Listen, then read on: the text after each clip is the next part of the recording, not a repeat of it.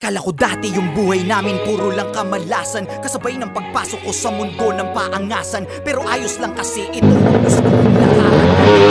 Lumipad yung akala nilang basahan. Di ka muna dahan-dahan, huwag masyadong malakas. Pumuputok na sa loob kasi maraming malabas. Baka meron diyang galit pero hindi lang nila malabas. Hindi kasi ako makasarili, kaya pati sila hindi na patas. Teka,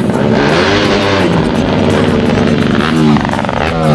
Mga tao sa pag-isanay ka naman. No respeto daw kahit magbago. Kung gusto nyo ng respeto, tanungin nyo na sila kung magkano. Huwag magpapakapekto, kala mo perfecto. Lalo pag nagsalita na yung mga yan, kala mo walang depekto. Samantalang ako, ginawa ko lang lahat ng ito ng puro diretsyo. Habang ikaw kailangan may siraan ka para lang maka-asenso. Para ka lang chismosong, ginawan na lahat ng kwento. Isa kang kupal na manunulat, ya puro ka lang invento. Tinapakan, inangasan, sinabihan, umalis na lang ako rito. Nilabanan, hinayaan, kaya ngayon ako na ang paborito. Kung titirahin nyo ko, si Balong lang nagdala. Huwag kayong mag-alala, meron din kaming dala. Ganyan naman yung mga ulule, makikinig